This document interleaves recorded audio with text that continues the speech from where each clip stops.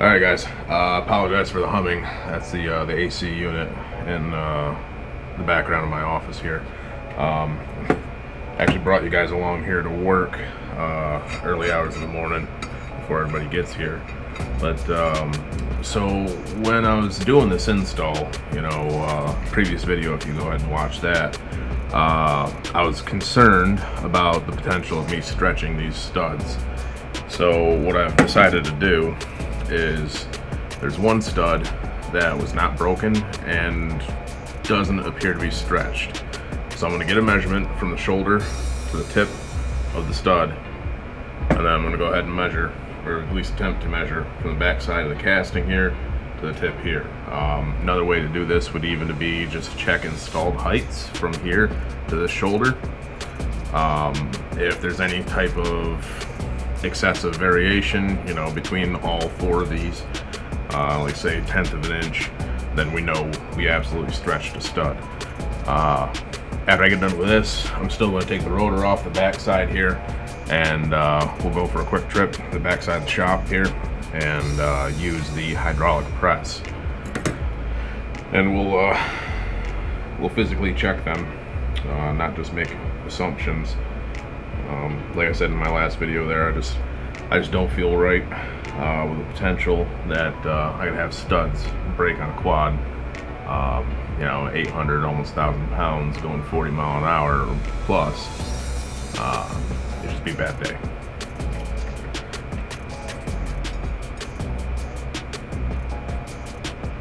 So we're gonna just check the installed height here. The first one, just under 9/10 of an inch. Not quite a full inch. Well, all the installed heights seem to be okay. I don't know if I'll be able to get the calipers to reach this or not. And not accurately. Let's try it this way.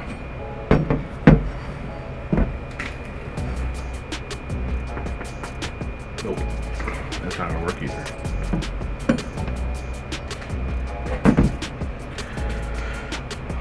Okay.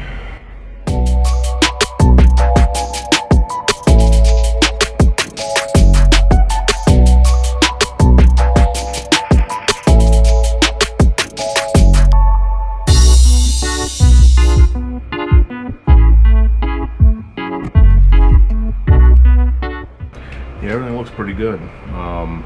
There's one stud here that, although installed height looks the same, it does look like there's a difference in the thread, almost like it may have been pulled or stretched. It may just be discoloration or polishing of the steel from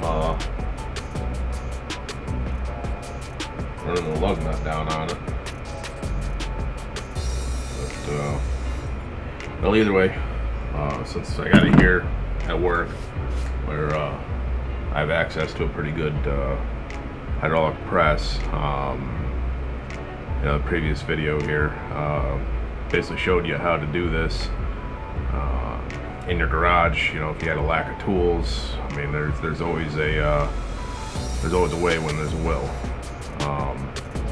So we'll go ahead and show the correct way, how I probably should have done this from the beginning. Like I said, I didn't really want to disturb the hub.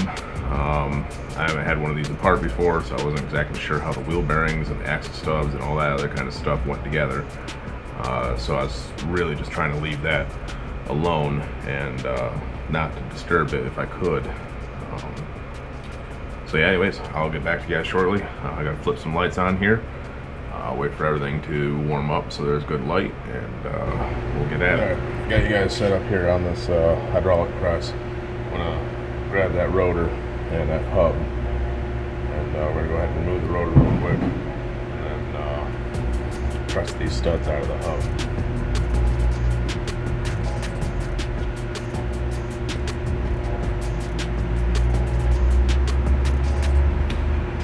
hub. Safety first. You're going to want safety glasses whenever you're working around a hydraulic press. we're going to go ahead and bring this down, put a little bit of pressure on the hub just so that this won't move when I'm taking the bolts out.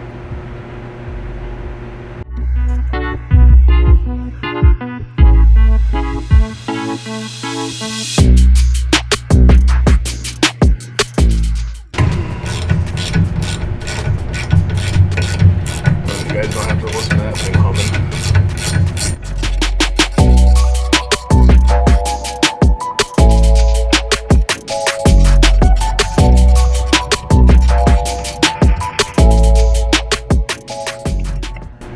I apologize for the low light. It is a shop. I've got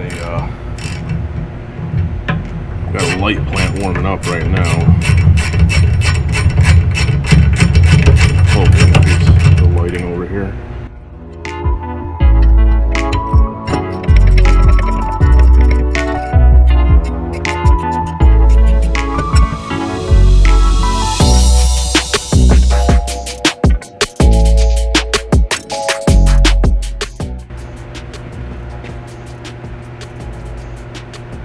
I'm gonna go ahead and fire this thing back up, pull the ram up, remove the rotor.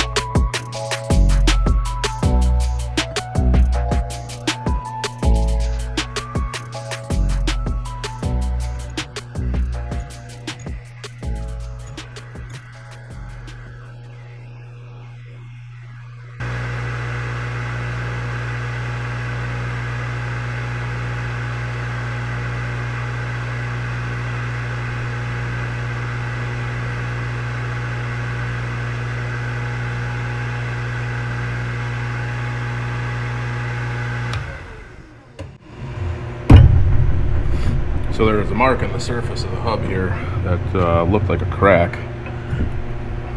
So it was placed under a little bit of pressure, and then looked at it under the light, make sure that it cracked and open. Didn't want to exacerbate it.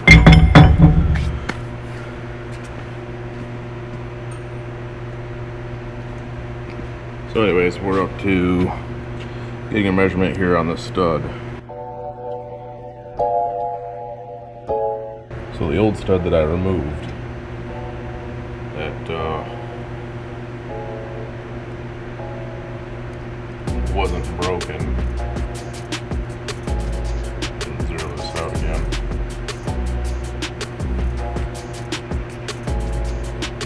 So there's the old stud, not broken.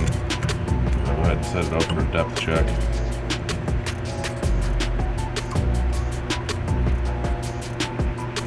And down to touch the shoulder. We're at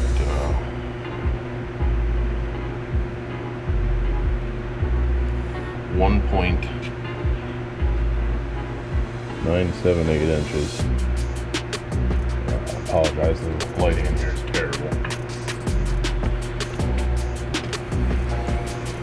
So now we know that measurement. We can compare the rest of the studs here.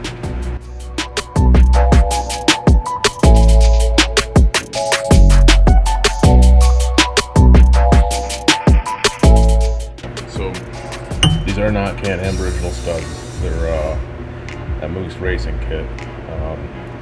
So there always is a potential for a small variation in the measurements. So we're going to go ahead and actually just take the measurement of these studs themselves, which puts it up to 2 inches and 2/10.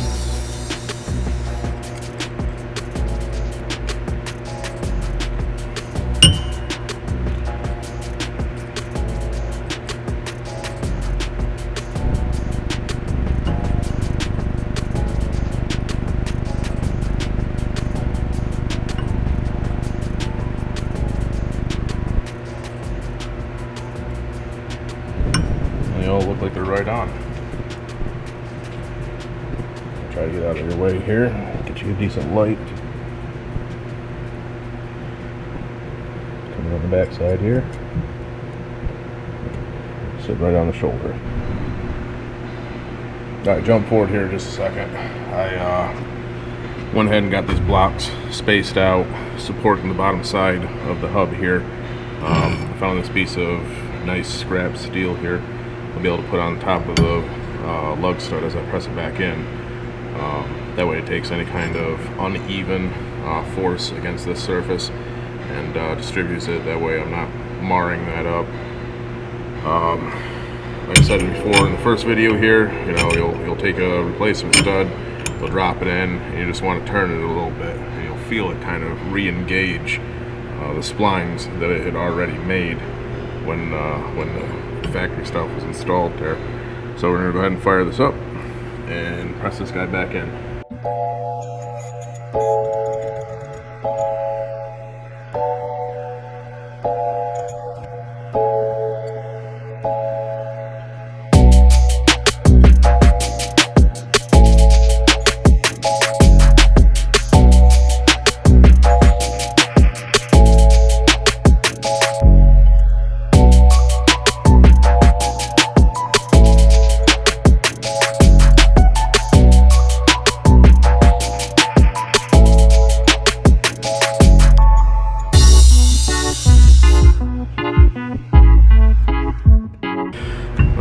Like that.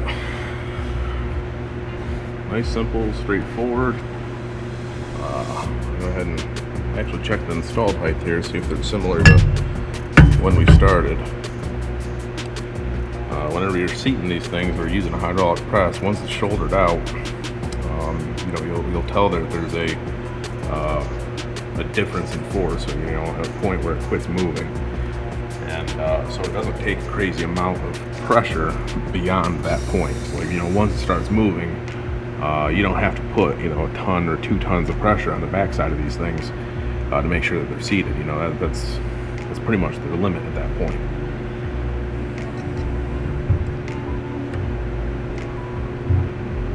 I think I originally said that these were, that was the issue. You need to zero out the caliper. I want to say these are just like 2/10 or 1/10 from an inch, and sure enough, she's at 9/10.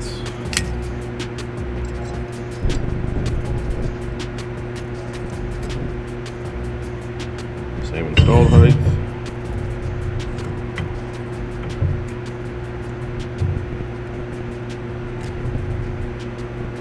Right about 9/10.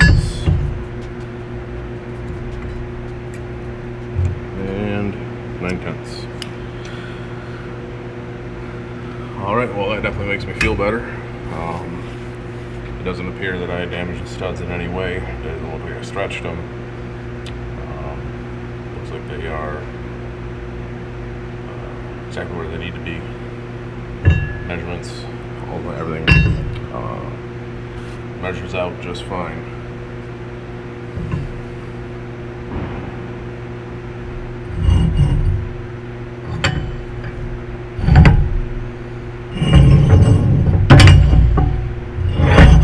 Install the rotor.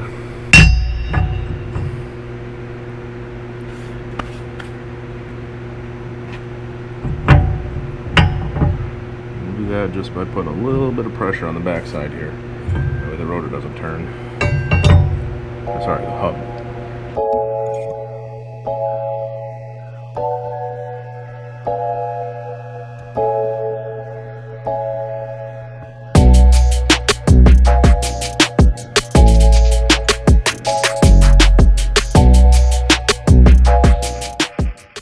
I'll have to listen to that again.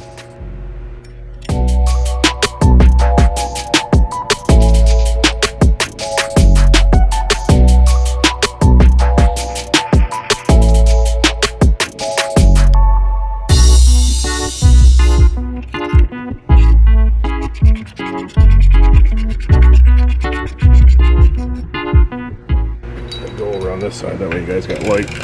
I'm not blocking it.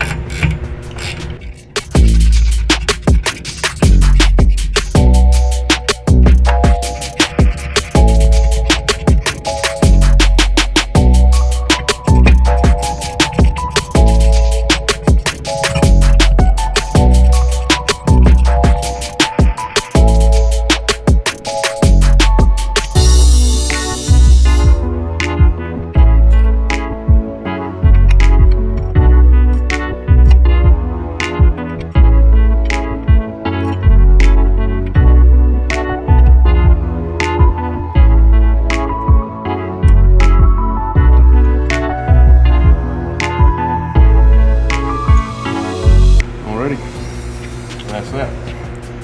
So on the back side of the scrap piece that I used to lay over the studs, you can see those like little horseshoes there. And as a perfect example, you want to use a piece of like sacrificial metal between the press anvil and whatever you're pressing. Typically the press anvil is a ton harder than the material you're pressing, so you'll always damage the material before you damage the anvil. So using a softer material or a sacrificial piece of material like that, you save yourself from damaging anything. As you can see, all the hardware is still threaded in just fine. Looks like she's all ready to go back together. Now I can ride with confidence that I'm not going to have a wheel fall off running down a trail, or anywhere else for that matter.